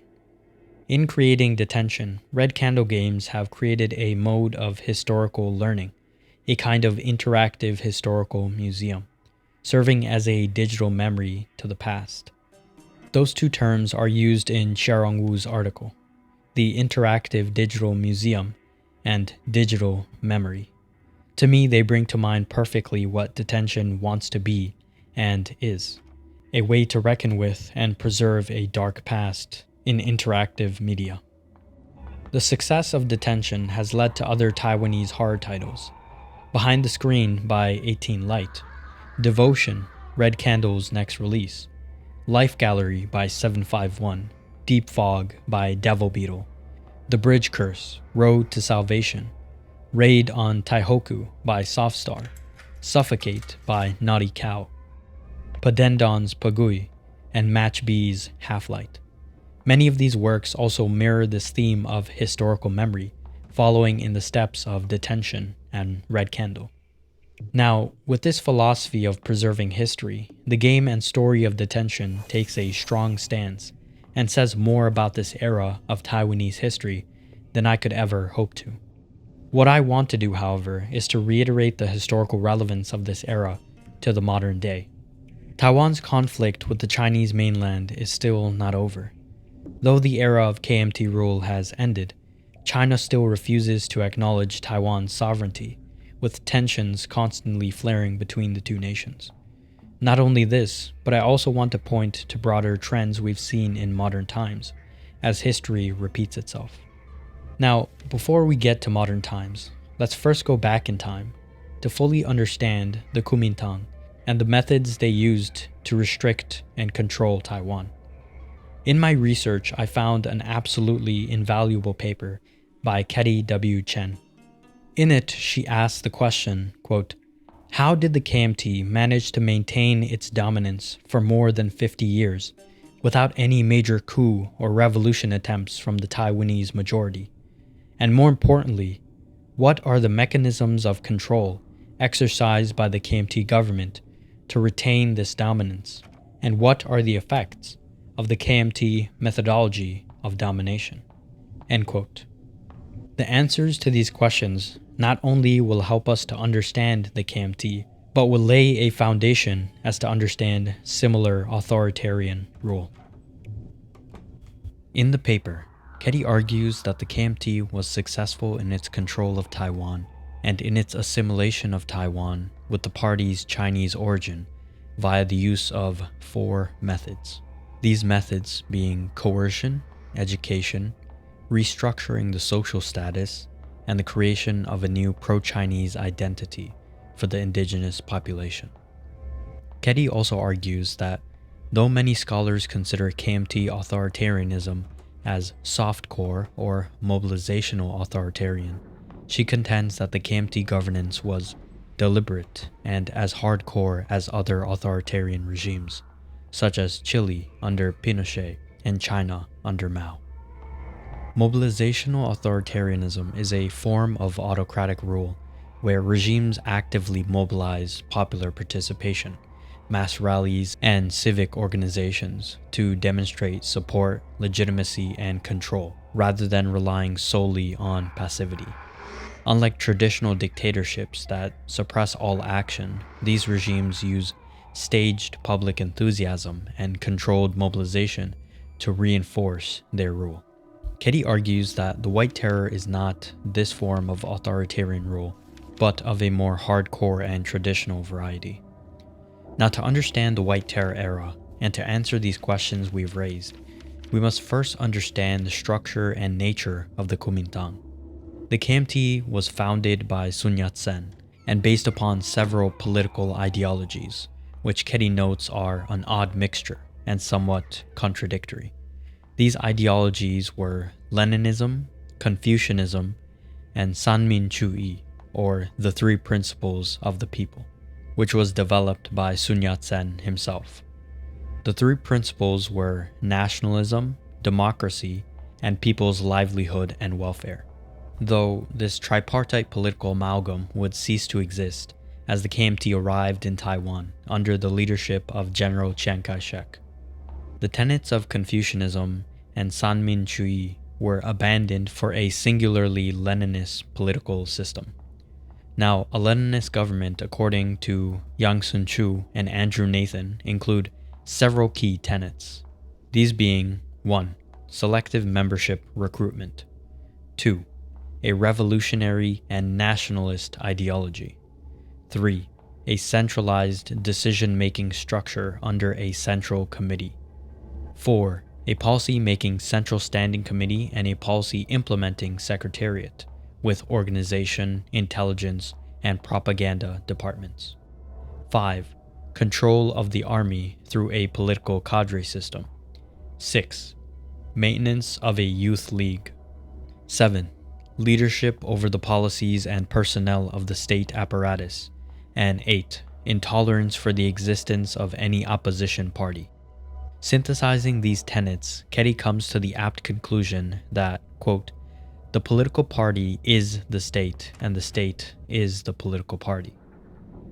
The aforementioned 228 massacre sent a very clear message to Taiwanese natives, who learned that the consequences of rebelling against the KMT was either imprisonment or death. Ketty equates this event, as well as other KMT displays of power, with Foucault's description of the public torture and execution of Damiens in his seminal work Discipline and Punish. Now, I'm not going to retell the whole story of Damiens, but it's safe to say that Damiens' torture was gruesome, obscene, and amoral. Damiens, who attempted to assassinate King Louis XV of France, was publicly tortured to death, a show put on to dissuade others wishing to follow in his steps. Ketty writes, quote, there were systematic public executions of the party's political adversaries and indigenous elites at the bank of major rivers in Taiwan, and the parade of prisoners with their hands pierced through by wires.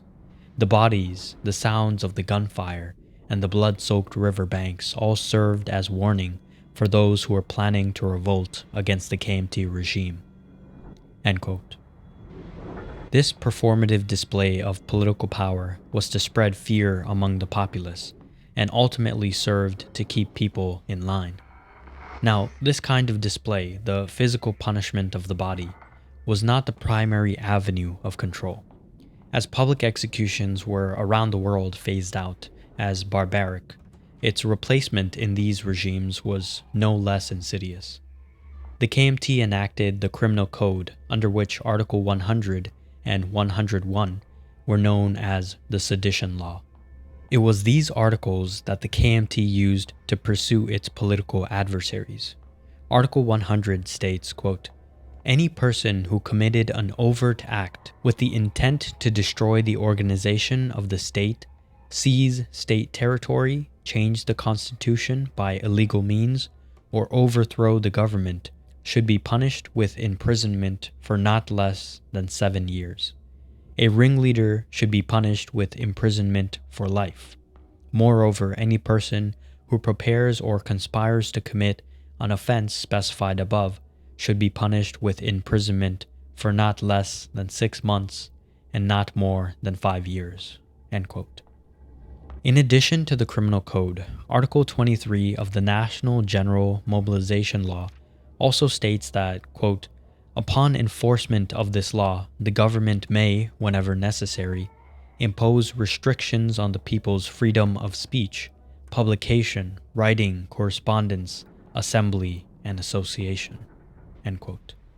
Under Article 23 and the Criminal Code, then, was synthesized an atmosphere of fear, which was now maintained through the act of surveillance.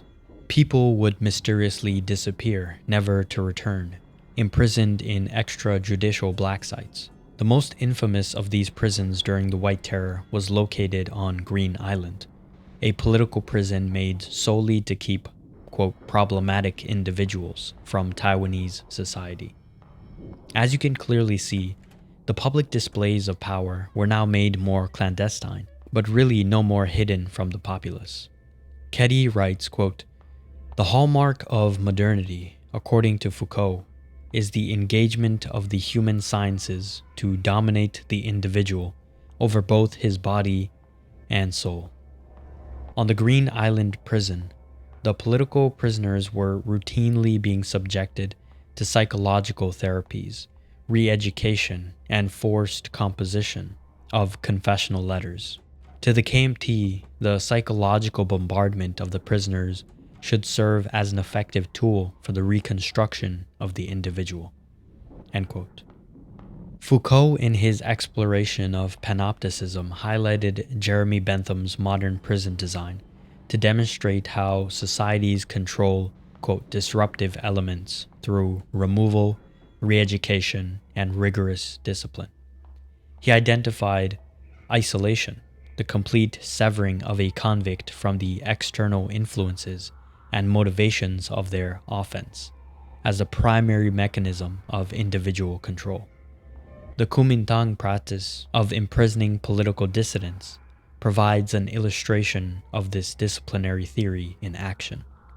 Through prolonged coercion, strict discipline, and the severe threat of incarceration, the KMT successfully transformed Taiwan into a society mirroring Foucault's interpretation of the panopticon. Foucault defined Jeremy Bentham's panoptical prison design as, quote, "the architectural figure which at the periphery an annular building, at the center a tower. This tower is pierced with wide windows that open onto the inner side of the ring. The peripheric building is divided into cells, each of which extends the whole width of the building. They have 2 windows, one on each side, corresponding to the windows of the tower. The other, on the outside, allows the light to cross the cell from one end to the other.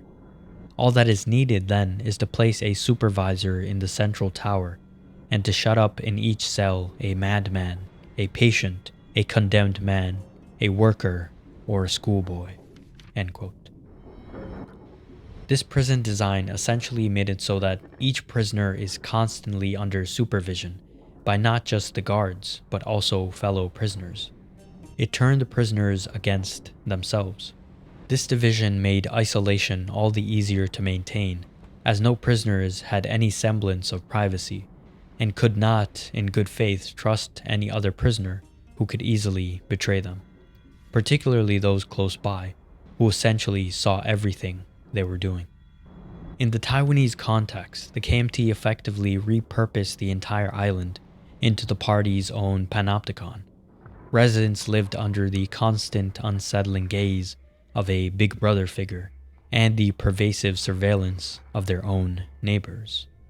And similarly to the panopticon, it was those who were closest who were most likely to betray you. Friends and family, the ones you knew best. Imagine you let slip an angry retort against an authoritarian rule of the KMT, and a family member overheard, felt some perverse sense of national duty to notify authorities of your political leanings. In detention, Ray was just a high school student. She didn't fully grasp the implications of her informing instructor Bai of the book club. She, in her anger, unknowingly ruined the lives of everyone associated with the book club, and in her following sorrow, took her own life. They all fell for the panoptical system. According to Foucault, the primary psychological objective of the panopticon is to, quote, induce in the inmate a state of conscious and permanent visibility that assures the automatic functioning of power. So to arrange things that the surveillance is permanent in its effects, even if it is discontinuous in its action, that the perfection of power should tend to render it, its actual exercise, unnecessary. That this architectural apparatus should be a machine for creating and sustaining a power relation independent of the person who exercises it. In short, that the inmate should be caught up in a power situation of which they are themselves the bearer. End quote. All this to mean that the enforcers of the panoptical system are the prisoners themselves. Neighbors telling on neighbors, friends turning on each other, family bonds tested, and classmates reporting other classmates and teachers. It's a system which manifests loneliness by turning everyone against each other. The KMT also used a plethora of other methods of colonization to maintain power.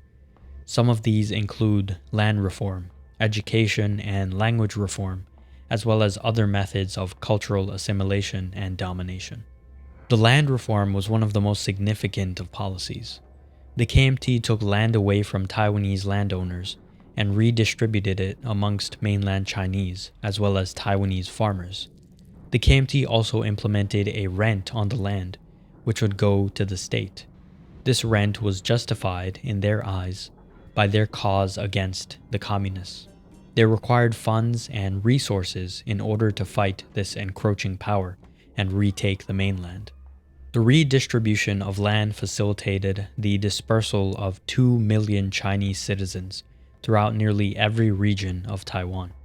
This influx allowed the Chinese to integrate into Taiwanese communities, naturally introducing their own cultural traditions and social norms. Interactions often led to marriages between Chinese military personnel and local Taiwanese or indigenous women. Ketty recounts an anecdote of one such family. Quote, Mrs. Chien, a Taiwanese woman married to a former Chinese military official, stated that the rule of the house from her Chinese husband was that she wasn't allowed to cook Taiwanese dishes, and the children would only learn to speak Mandarin Chinese. End quote. This, of course, fed into the control of education and language. The land reform also had the inadvertent effect of breaking power structures within Taiwan, as traditional landowners who had influence within their communities lost this influence as their land was fractured and split. Now, the implementation of education and language reform is where we can start to draw many connections to detention. Though the storyline of detention is of course dramatized, it is still built on a factual foundation. Education and language are immensely tied to one's being and how one sees the world. Ketty writes, quote, education can be seen as the extension of government power over the person's soul and psyche. Education can also be used to construct a new individual, uncontradictory to the newly established regime. As Foucault points out, once the sovereign has power over the individual's body, it begins to extend its control over the human soul. In fact, Foucault contends that the human soul opens up more possibilities for punishment and control. End quote. This control over soul and psyche creates a new being, one who either through indoctrination or ignorance is incapable of separating their own thought from that of the state. A person whose reality is shaped not by their own eyes and ears and mind, but by their government. This is why education is so important, and why the KMT focus so much of their attention on the young in schools. because they are impressionable and can be molded to fit this new being. Taiwanese teachers and administrators were all replaced by Chinese. The standard academic schedule was revised to include daily ceremonies for raising the flag, military instruction, and classes dedicated to martial music. Students between the ages of 6 and 18 were required to learn patriotic and militaristic anthems, such as China Will Be Strong, I Am a Chinese, The Plum Blossom, I Love China, and Fight Our Way Back to the Mainland. To ensure proficiency, the state organized frequent competitions where students were rewarded for their ability to memorize and perform these songs. Textbooks in Taiwanese and Japanese were confiscated and destroyed, replaced instead with newly written Chinese textbooks that were deemed more suitable.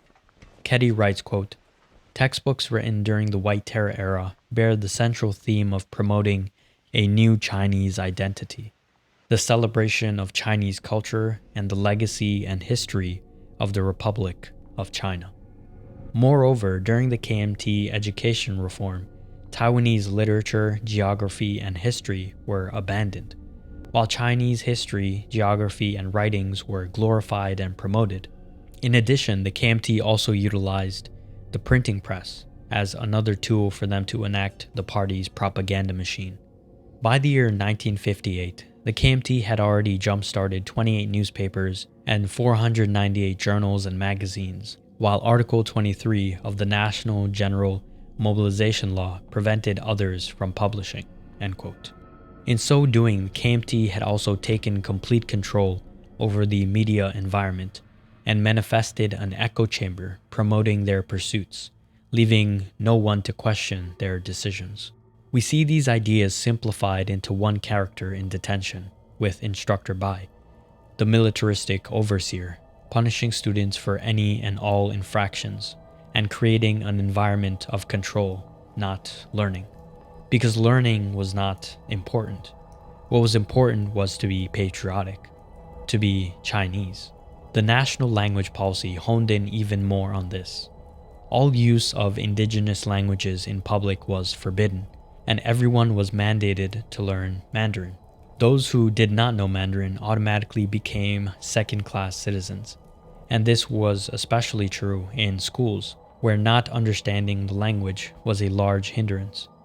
To this day, a large majority of the population of Taiwan speaks Mandarin. Everything we've already talked about played a huge role in cultural assimilation, the replacement of all things Taiwanese with its Chinese counterpart. The domination of Taiwan by KMT rule was methodical and brutally mechanistic. During the White Terror, there was no thought given to even base morality, only strict control and assimilation. The history of Taiwan is a history of colonial rule. Taiwan has, in its 400-year history, essentially always been under a foreign government. The Netherlands, Portugal, Spain, Japan, and of course at multiple times, China. The KMT were just the newest in a long line of colonizers. Some might say Detention is just a video game. And to them I'd say, well, no, it's much more than that. It is a record of history. It is a warning. It is a piece of art, and an artifact of a previous time. That a work like this could be created and published and loved is a fantastic thing. That it is not censored, that we can question, observe, and learn through a video game on previous history is a beautiful thing. Sometimes we forget that freedom is a concept that constantly teeters on the edge, and that if we let it, we can lose it forever. Do not allow censorship. Do not allow authoritarianism. Hold those in power accountable. And when our freedoms of speech, of press, of religion, and our rights begin to fall into the abyss, stand firm. Stand resolute against those who wish to take it from us.